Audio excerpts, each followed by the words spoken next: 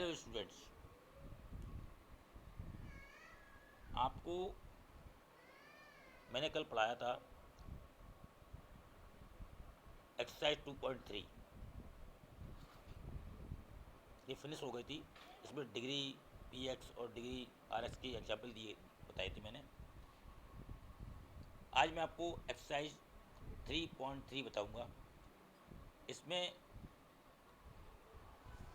जब आपके पास दो इक्वेशंस दिए गए हों, इनकी वैल्यू फाइंड करनी हो, उन्हें सॉल्व करना हो, तो इसमें तीन मेथड होते हैं सॉल्व करने की।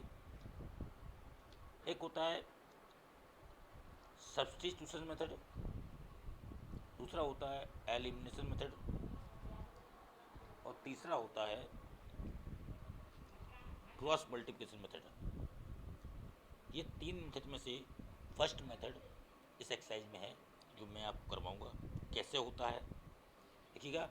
फर्स्ट क्वेश्चन है, solve the following pair of linear equations by the substitution method.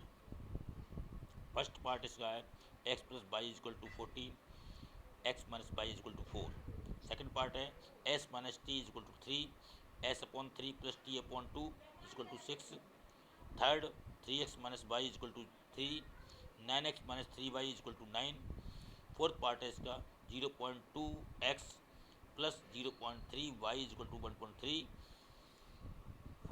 0.4x plus 0.5y is equal to 2.3। Fifth part है √2x plus √3y is equal to 0, √3x minus √8y is equal to 0। Six है 3x upon 2 minus 5y upon 3 is equal to -2, x upon 3 plus y upon 2 is equal to 13 upon 6।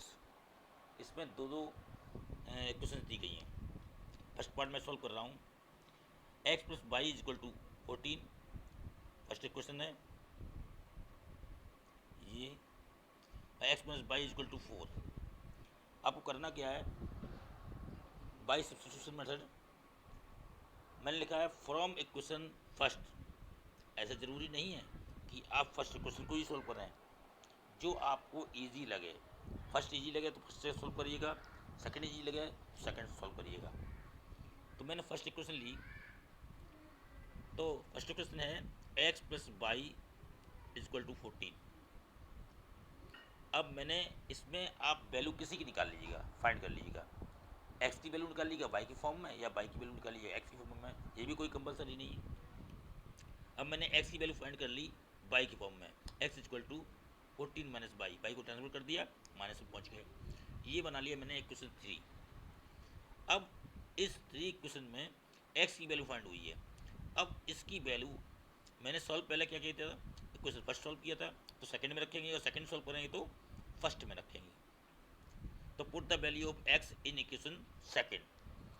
अब second equation क्या थी, X minus Y is equal to 4। तो x की value जो है वो हमने लिख दिया 14 माइनस वाई लिखा हुआ है, माइनस वाई लिख दिया, इज इक्वल टू 4 लिखा हुआ 4 लिख दिया। इसे मैं सोल्व कर दिया, 14 minus Y minus Y minus 2y is equal to 4। 2y को ट्रांसफर कर दिया तो जो हो गया 14 is equal to 2y plus 4। अब 4 को ट्रांसफर कर दिया तो 2y is equal to 14 minus 4, y is equal to 2 को ट्रांसफर कर दिया तो 10 अपॉन 2 इज इक्वल टू 5। अब जब x की वैल्यू पुट की थी y की वैल्यू फाइंड हो गई। अब y की वैल्यू हम इक्वेशन थर्ड में रख देंगे, क्योंकि सीधा सीधा हम चाहे फर्स्ट में रख दें, सेकंड में रख दें, या थर्ड में रख दें, इसी में रख दें, लेकिन ये सीधा सीधा x की वैल्यू फाइंड करने के लिए दिया गया है, तो मुझे ट्रांसफर नहीं करना पड़ेगा। तो इसमें थर्ड में रखा, put the value of y in equation third. x is equal to, इसमें लिखा हुआ 14 माइनस वाई, तो 14 माइनस वाई, 14 माइनस वाई कितना निकला था 5, तो 5 मैंने पुट कर दिया, इक्वल टू हो गया 9। नेक्स्ट पार्ट आपके इसी प्रकार से आपको करने होंगे। अब नेक्स्ट क्वेश्चन,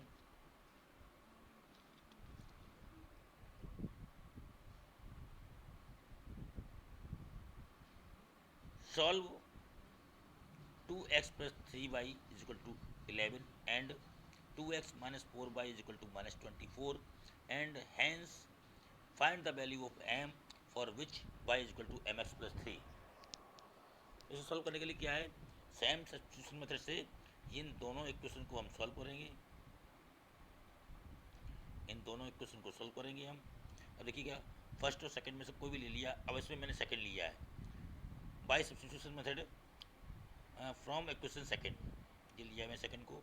अब सेकंड इक्वेशन क्या है, 2x minus 4y is equal to -24 था, तो मैंने 4y को ट्रांसफर कर दिया, तो ये माइनस से प्लस के हो गए 4y माइनस 24, और 2 को ट्रांसफर कर दिया, 2 अपॉन में आ गए ये। अब 2 ऊपर कॉमन ले लिया, 2 से 2 कैंसिल कर दिया, तो ये क्वेश्चन थर्ड बन गया, x इक्वल टू 2 माइनस 12, ये क्वेश्चन थर्ड हो गया।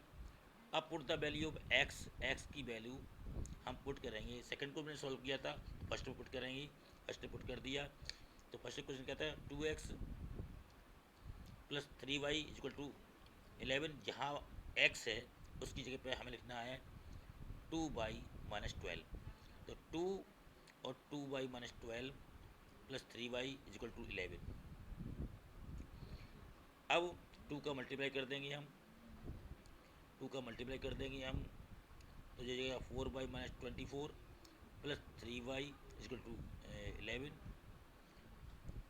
अब 4y और 3y को ऐड कर लेंगे, 7y हो गया, 24 को प्लस उस तरफ ट्रांसफर कर लेंगे तो 7y इक्वल टू 35 हो जाएगा, और 7 को ट्रांसफर करेंगे तो y इक्वल टू 5। अब y इक्वल टू 5, तो put the value of y in equation third में हम वैल्यू पुट कर देंगे हम y की, x equal to 2 into 5 minus 12 equal to 10 minus 12 equal to -2।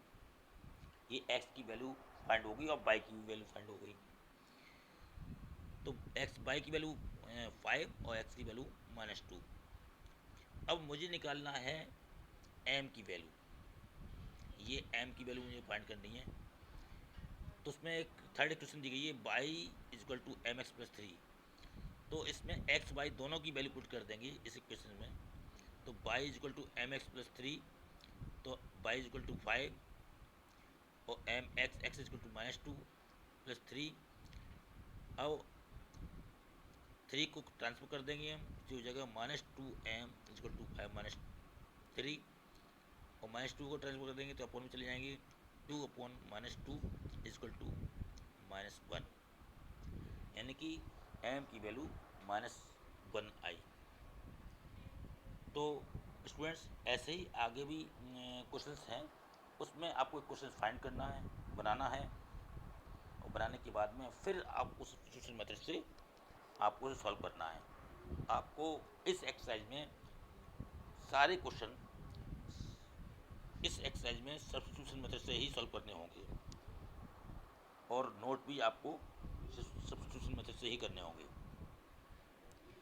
अब मैं आपको एक बात बताऊं, मैंने आपको एक्सरसाइज 3.3 करवाया, और मैंने 3.1 और 3.2 आपको सॉल्व नहीं करवाई है। इसका रीज़न ये है कि उसमें ग्राफ हैं, और ग्राफ को समझाने के लिए ऐसे हम समझा नहीं सकते। अगर हम कोई पूछना चाहता है तो हम उसको बताने की कोशिश करेंगे, लेकिन मैं आपको स्कूल में ही उस ग्राफ को बताऊंगा, ग्राफ कैसे बनाए जाएंगे। ठीक है, okay, have a nice day, thank you.